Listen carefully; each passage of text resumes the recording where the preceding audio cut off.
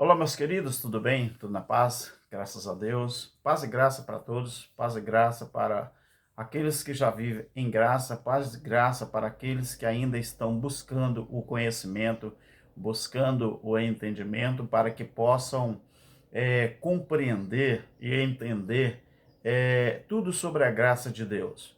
Meus queridos, nós estamos numa batalha, nós estamos numa jornada. Nós estamos fazendo tudo para que as pessoas possam entender o máximo possível sobre a graça de Deus. Eu sou o nosso irmão Alberto Lírio, você já me conhece. Graças a Deus, estou alegre, feliz, porque chegamos a um número de 400 inscritos, graças a Deus. Isso significa que muitas pessoas estão entendendo a graça de Deus. Isso significa que, graças a Deus, meus queridos que têm lá, não é, visualizado nossos vídeos, têm gostado, por isso estão se inscrevendo, deixando o seu like, que é muito importante, deixe os seus comentários, não se esqueça, ative o sininho, tá, das notificações. Não esqueça de ativar, porque muitas vezes alguém se inscreve, mas não ativa o sininho de notificação. Tá bom, meu querido? Vamos para mais uma aula da graça de Deus. Uma aula, meus queridos, quando eu falo uma aula, não é porque eu sou professor, eu sou ensinador, porque eu aprendo com os outros irmãos da graça também. Todos os ensinadores da graça, eu acredito que eu sou inscrito no canal deles. Talvez alguém que eu ainda não conheça e não me inscrevi. Meus queridos, veja bem, como eu não tenho o hábito de julgar o livro pela capa, me entenda bem, eu gostaria de dar um conselho aos críticos do preterismo. Qual é o conselho que eu tenho para dar? Primeiro, aos críticos do preterismo, primeiro, vocês vivam uma vida de experiência real com o nosso Criador, o Criador de todas as coisas, e depois, então, vocês tirem as suas conclusões sobre os dois mundos, o mundo espiritual e o mundo físico. Tá bom, meus queridos? Vamos para o entendimento, mais uma vez, sobre a graça de Deus. Veja bem o que eu vou falar.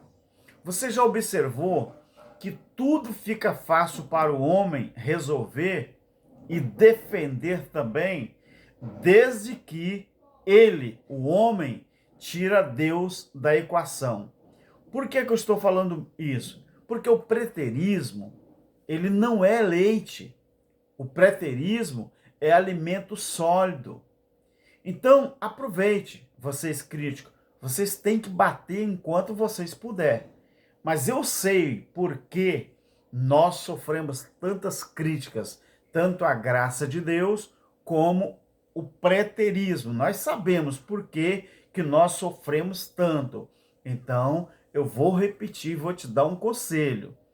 Vocês vivam uma experiência real com Deus primeiro, para depois vocês tirar as suas conclusões ou as conclusões de vocês sobre os dois mundos em que nós falamos, nós ensinamos. Primeiro, o mundo físico, o mundo material. Depois, o mundo espiritual. Então, você tem que observar uma coisa, que tudo fica fácil para o ser humano, tudo fica fácil para o homem natural resolver e até defender, porque eles, os homens naturais, eles defendem a ideologia deles, eles defendem o ponto de vista deles, mas desde que eles tirem Deus da equação. Aí fica fácil tanto julgar como defender ou tentar resolver e entender da maneira deles. Então, nós precisamos observar uma coisa. O primeiro trecho da Bíblia que eu quero citar é Lucas capítulo 12. Veja o que diz Lucas no capítulo 12. Preste bem atenção nisso aqui. A partir do versículo 54. Observe, Jesus falando. Jesus disse à multidão: Quando vocês veem a nuvem que vem do ocidente, logo vocês dizem, lá vem chuva. E assim acontece. Presta bem atenção como que é o homem natural. Eles se baseiam nos sinais naturais para que coisas naturais aconteçam. Por isso que os críticos do preterismo, eles só conseguem criticar, e para eles está certa essa crítica, desde que eles tirem Deus da equação. Quando se tira Deus da equação no sentido espiritual, aí fica fácil, tanto de resolver como entender. Então vamos ver. Jesus logo fala, logo vocês dizem, lá vem chuva, e assim acontece. Quando vocês vê soprar o vento sul, vocês dizem, haverá calma, e assim também acontece. Hipócritas, vocês sabem interpretar a face da terra e do céu, como que vocês não sabem, então, discernir esse tempo? Que tempo que Jesus falando? Os sinais do fim. Jesus apontava para o juízo. Fim não era fim do mundo, não era fim do reino da terra, era fim de um tempo, era fim de uma geração. Aí ele continuou falando assim, por que não julgais também por vós mesmo o que é justo? Quando fores com o teu adversário ao magistrado, procura livrar-te dele no caminho, para que não suceda que te conduza ao juiz, o juiz te entregue ao meirinho e o meirinho te encerre na prisão. Então, Jesus está falando, digo-te que não sairá dali enquanto não pagares o último centavo. Jesus está falando aquele que deve alguma coisa ao seu Senhor e vai pagar. E muitas vezes, aquele que pagou ao seu Senhor não tem paciência de perdoar a dívida que alguém estava te devendo. Entendeu, meus queridos? Então, por isso que eu disse, ou continuo falando, talvez, meus queridos, o mundo já acabou e começamos um novo tempo e você nem percebeu isso. Olha o que Jesus está falando aqui. Por que vocês sabem interpretar a face da terra e do céu? Como que vocês não sabem discernir o tempo do juízo, ao tempo que sucederia aos sinais do fim do tempo? Não é fim da terra, não é fim do sistema, não, do sistema não. Não é fim do reino da terra. Algum dia a terra deixou de existir com tantos juízos que já aconteceu na terra desde a criação do mundo? Não, nunca deixou de existir e nem vai existir, e não vai deixar de existir. O que deixa de existir é um tempo, é uma geração, são pessoas. Você lembra do tempo da Jovem Guarda? Você lembra? Como que foi o tempo da Jovem Guarda? Os anos 70, 80 e 90. Você consegue imaginar que os registros do tempo da Jovem Guarda, nós só temos acesso a esse tempo porque está registrado nos anais da história? Por que eu sei e você sabe que aconteceu um dilúvio? Por que você e eu sabemos que aconteceu a destruição da Torre de Babel, a destruição de Sodoma e Gomorra? Porque nos anais da história foram registrados. E por que nós sabemos que o juízo aconteceu? Porque o livro de Apocalipse registra que ia acontecer e aconteceu. Entendeu, meus queridos? Ah, mas a Bíblia não diz. Não diz porque parou de ser escrita antes do ano 70. Mas os livros históricos falam, principalmente o livro de Flávio Josefo. Então, meu querido, só que o livro de Flávio Josefo não está inserido na Bíblia como Bíblia. Mas se tivesse o livro de Flávio Josefo na época, o sistema ia julgar o livro A História dos Hebreus para ver se podia entrar no cânon sagrado ou não. Então, qual é a comissão hoje? Qual é a comissão hoje que foi ser formada para escrever uma nova Bíblia? Existe algum lugar no mundo? Não. Então, quando se fala em reformular a Bíblia, muita gente é contra, porque não sabe o que se trata. Hoje, no mundo inteiro, tem livros que, se as pessoas quisessem fazer ou juntar todos, cada um contando a sua história, e ficar para daqui a 1.000, 2.000 anos, para as pessoas ter acesso, além da palavra, da Bíblia, ia ter, porque existe escrito o suficiente. Então, meu querido, então nós observamos que, às vezes, o mundo já acabou, nós já estamos vivendo uma nova era, e muita gente ainda não percebeu. Muita gente até pergunta assim, mas se Cristo voltou, o que nós estamos fazendo aqui? Vem cá, em que lugar da Bíblia que está escrito que Cristo falou que ele voltaria? Jesus nunca falou que ele voltaria. Ele falou que quem ia voltar era a manifestação do Filho do Homem. O que ia acontecer no país de Israel era a manifestação do Filho do Homem. Então, meus queridos, eu não tenho o hábito de julgar o livro pela capa. Então, os críticos dos ensinadores da graça, os críticos da doutrina do preterismo, eles só não chegam à conclusão de nada. Por quê? Vamos ler para você entender por que eles criticam e se acham os donos da razão. Os donos da razão. Então, como que se dá? Jesus está tratando aqui de discernimento. Como que vocês sabem interpretar, versículo 56 do capítulo 12 de Lucas, hipócritas, como que vocês sabem interpretar a face do céu e da terra? Quer dizer, quando o tempo dá uma premeditada que vai haver chuva, os homens interpretam o tempo e falam que vai chover e acaba chovendo. Haja vista os meteorologistas, né? Quando os homens dizem assim, olha, está uma calma, então o vento está soprando do sul, vai haver calma. Isso é Jesus que está falando. E Jesus fala, e assim acontece. Então Jesus fala assim, como que vocês não sabem, então, discernir esse tempo, essa frase, esse verbo definido? Ele está falando, esse tempo. Qual o tempo? Esse tempo. O tempo que sucederia os sinais que estava premeditando que o juízo iria acontecer. Então vocês sabem interpretar a face do céu e da terra, e vocês não sabem discernir esse tempo. O que é discernir? Como que se dá o discernimento?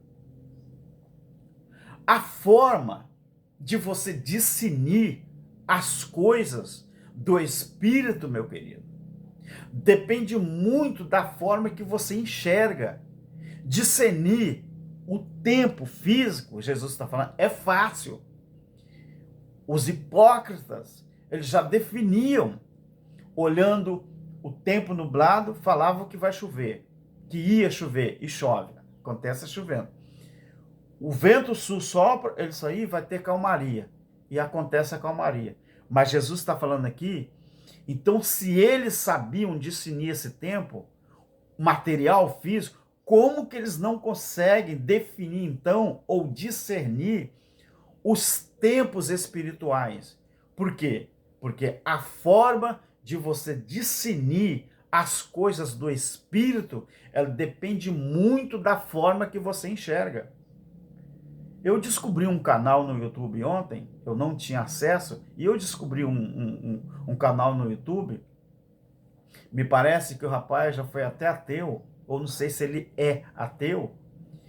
E ele falou que todos os acontecimentos que fala sobre a volta de Jesus é mentira.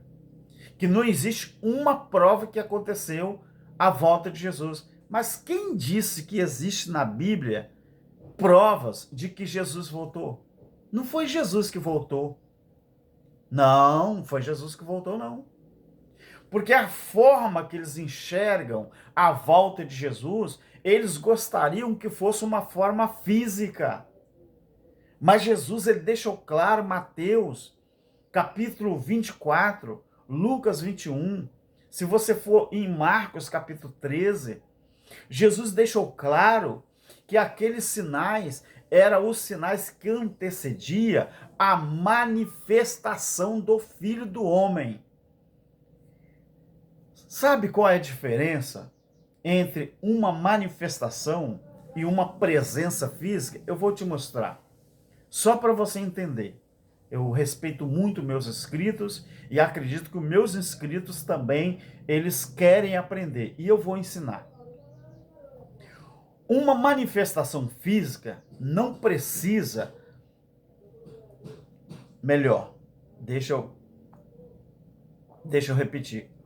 Uma manifestação no sentido espiritual não precisa da pessoa física, da presença da pessoa. Vou te dar um exemplo. Se você for na casa de uma família, você ou eu, vou botar eu, e lá tiver uma senhora, tiver uma mulher sozinha em casa, ela não, os filhos dela não têm em casa, o esposo dela não está, estão todos trabalhando, mas ela está, é o exemplo. Aí eu vou lá, Alberto vai, e eu aproveito a ausência dos filhos dela e do marido e começo a falar um bocado de abobrinha. Eu sou sem vergonha, eu sou safado, no exemplo, né? E eu começo a fazer falar um bocado de abobrinha com ela. Nossa, você é linda. Nossa, você é linda. Nossa, você é bonita. Nossa, você é linda. Se você, né, não vivesse com fulano de tal, eu daria uma vida melhor para você.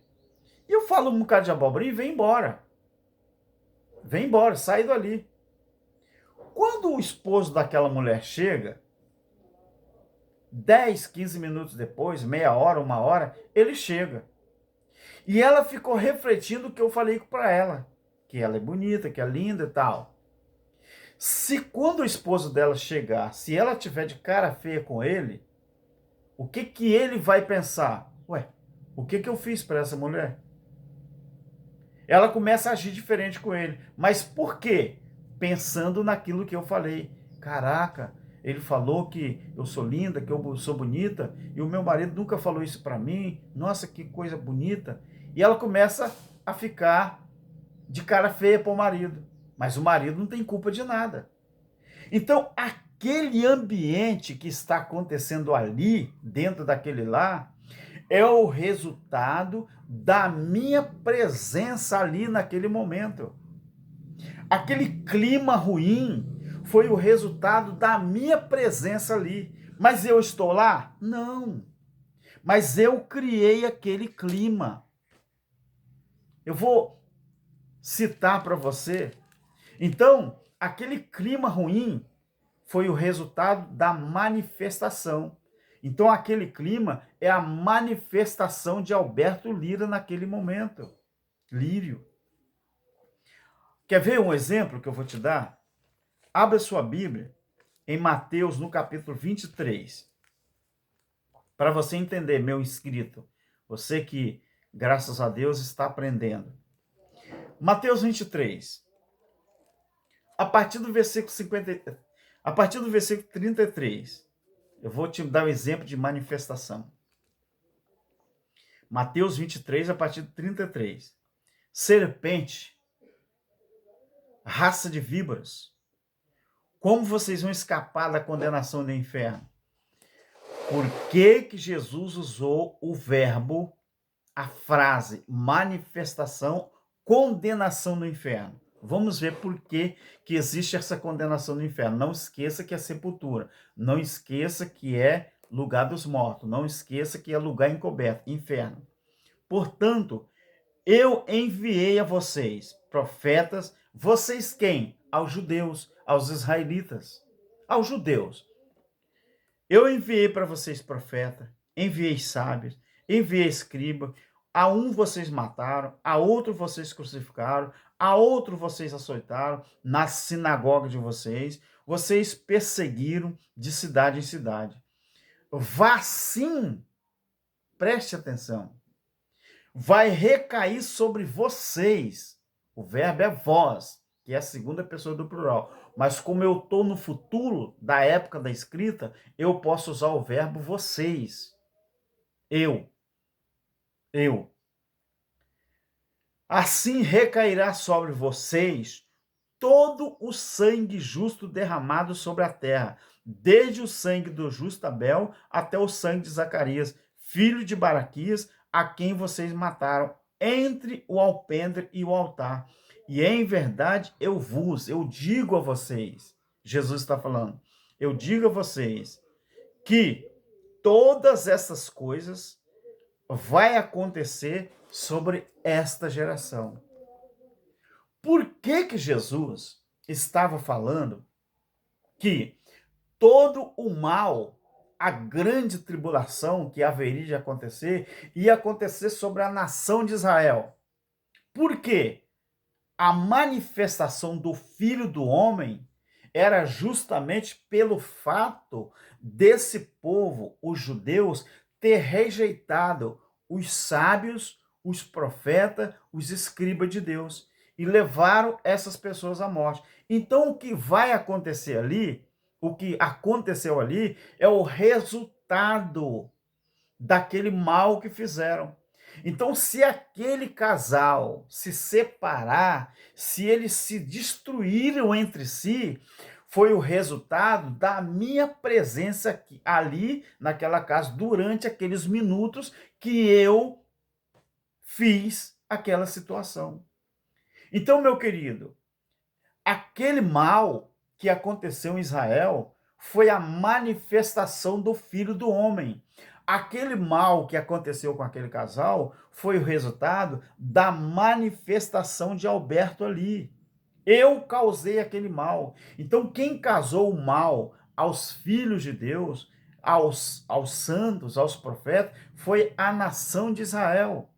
Então, quando Jesus trouxe o juízo sobre Israel, o juízo era o resultado da rejeição aos profetas, aos sábios, aos escribas. Mas Jesus nunca falou que ele voltaria fisicamente para buscar a igreja, buscar o povo. Não. Ele falou que ele ia voltar, mas em forma de juízo, meu querido. Nuvens do céu é juízo.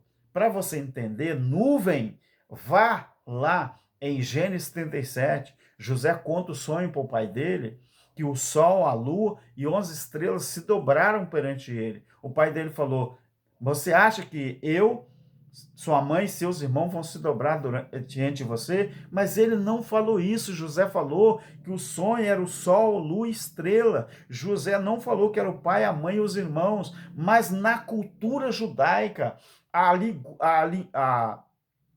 a figura de linguagem já era um assunto recorrente, fazia parte da cultura. Então, se você observar Apocalipse capítulo 21, quando fala que a cidade de Deus, ela não necessita de sol, ela está falando de sol, de governo humano masculino. Nem de lua, está falando de governo humano feminino. Então, eu vou ler para você entender. Abre a sua Bíblia aí, Apocalipse, capítulo 21. Olha bem, a partir do versículo 9. Se tratando de Nova Jerusalém. Nova Jerusalém é a igreja de Cristo. A igreja. Não é uma nova cidade física, não. É a igreja. Porque o próprio capítulo 21 fala que é a igreja. A esposa do Cordeiro. Olha bem. Versículo 10 do capítulo 21. Elevou meu espírito a um grande e alto monte. Deixa eu ver se eu estou certo aqui. Estou. 21. E mostrou-me a grande cidade. Não estou certo, não. Capítulo 21, a partir do versículo 22. Agora sim. Desculpa aí, tá, meus queridos? Capítulo 21 de Apocalipse, a partir do versículo 22. Nela quem? É uma preposição, nela, quem? Nela, na Jerusalém celestial, a igreja. Não vi nela templo, preste bem atenção, Como que o sistema evangélico religioso está errado? Nela, e isso aqui não é futuro não, tá? Isso aqui já aconteceu. Apocalipse já aconteceu. Nela não vi templo, porque o seu templo é o Senhor. Mas o templo dos crentes, o templo dos evangélicos, não é o Senhor. O templo dos crentes, ele tem nome. E não é o Criador, não é Deus. Aqui está falando que o templo é o Senhor. Mas o templo dos religiosos tem tudo quanto é nome. Templo de Salomão, templo assembleiano, porque eu fui muito tempo na Assembleia, eu posso mencionar o nome. Templo isso, templo aquilo, templo isso, templo restauração, templo. Então, o templo dos evangélicos não é Deus, mas aqui fala que não vi nela templo. Na Nova Jerusalém, a igreja, corpo de Cristo, ela não tem templo, porque o templo dela é o próprio Senhor. Porque o seu templo é o Senhor, o Deus Todo-Poderoso e o Cordeiro. A cidade, ela não necessita de sol. Cidade, meu querido, é a igreja. Não necessita de sol. O sol fala de governo humano masculino, nem de lua. Lua fala de governo humano feminino. Não tem nada literal aqui, meu querido. Vocês críticos do preterismo, vocês têm uma experiência com Deus primeiro, para depois vocês querer refutar os ensinamentos da graça e os ensinamentos do preterismo. A cidade não necessita de sol, nem de lua, para que nela resplandeça. Mas os homens é que resplandecem, né? Nas religiões e nas denominações, não é isso? Né? O homem que resplandece é sim, porque os crentes obedecem aos seus líderes. Ele não resplandece, ele não obedece ao Senhor Deus Todo-Poderoso. Preste bem atenção. Não necessita de lua nem de sol para que nela resplandeça. Por quê? A glória de Deus é que ilumina a igreja. A glória de Deus é que ilumina a Nova Jerusalém. Então, e o Cordeiro de Deus é a sua lâmpada. Ei, para um pouco para meditar. Quem é a lâmpada da religião evangélica? É o sistema. Quem é a lâmpada das religiões? É o próprio homem. Mas a Bíblia diz que quem é a lâmpada da igreja? O próprio Cordeiro, que é a sua lâmpada. Agora preste atenção nos versículos 24 ao 27. Você em casa, que eu não vou ler. Então, para discernir, meus queridos, a forma de você discernir as coisas do Espírito depende muito da forma que você enxerga isso. Se você tentar ensinar e você tentar explicar as coisas de Deus, mas você não teve ainda uma experiência profunda com Deus e tenta enxergar tudo da forma literal, você nunca vai entender e nunca vai conseguir explicar. Meu querido, olha o que a Bíblia diz. Então, se você tentar discernir as coisas do Espírito para ensinar a forma que você decide, que você decine as coisas do Espírito, depende muito, meu querido, da forma que você enxerga. Então, você vai querer discernir do seu ponto de vista carnal ou espiritual. De qual forma que você vai tentar, você crítico do preterismo? E a maioria dos críticos do preterismo são evangélicos, mas evangélicos não quer dizer que eles tiveram a experiência com Deus. Eles enxergam da forma literal, enxergam da forma física, material. Não enxergam da forma espiritual. Olha o que diz 1 Coríntios, capítulo 1. Olha o que diz aqui.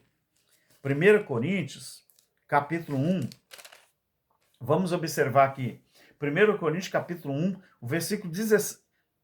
Capítulo 2, melhor. Capítulo 2 é de 1 ao 16. Mas claro que eu não vou ler tudo, né? Senão o vídeo vai ficar muito grande. Capítulo 2, do 1 ao 16. Qual parte que eu vou escolher aqui para ler? Vamos ler o versículo 16? Vamos ver aqui. Vamos ver a partir do 10. Rogo, porém, irmãos, versículo 10, do capítulo 2. Capítulo 2. Vamos ver a partir do versículo 14. 2:14. Mas você em casa, você pode estudar a partir do versículo 1 do capítulo 1, versículo 1 até 16. Mas eu só vou ler a partir do verso 14 até o 16. Ora, o homem natural, ele não compreende as coisas do Espírito de Deus, melhor. Pois, porque ele parece loucura. E ele não pode entendê-las, porque elas se discernem espiritualmente. Mas o que é espiritual discerne bem a tudo, e ele de ninguém é discernido. Claro, ninguém entende os ensinadores da graça. Ninguém se entende o preterismo. Por quê? Porque eles querem enxergar e interpretar da forma deles. Então, a forma que ele enxerga é a forma que ele quer interpretar. Então, Paulo está falando aos crentes de Corinto, que ele fala assim: mas o que é espiritual, o homem que é espiritual, ele discerne bem a tudo, e ele de ninguém é discernido. Claro que ninguém quer entender aqueles que discernem as coisas espiritual. Pois, quem conheceu a mente do Senhor para que o possa instruir? Mas nós temos a mente de Cristo. Então agora você observa que o homem natural, ele não consegue discernir as coisas espirituais. Mesmo que ele tente, mas ele não consegue. Para conseguir entender e discernir as coisas espirituais, é preciso ser espiritual. 1 Coríntios 3, 1 a 3. 1 Coríntios 3, 1 ao 3. Olha o que diz aqui. Eu, irmãos, não vos pude falar como a espirituais, mas como a carnais, como a meninos em Cristo. Então, Paulo, ele explicava as coisas da forma que aquele momento estava pedindo. Se era coisas espirituais, ele era espiritual. Mas se era coisas carnais, físico, ele também explicava desse jeito. Agora, com leite eu vos criei, e não com alimento sólido, pois ainda não estavam prontos para isso. Com efeito, ainda agora vocês não estão prontos. Vocês ainda são carnais. Pois havendo entre vós inveja e contenda, vocês não sois carnais e não andais segundo os homens? Como que a pessoa sendo carnal vai entender coisas do Espírito?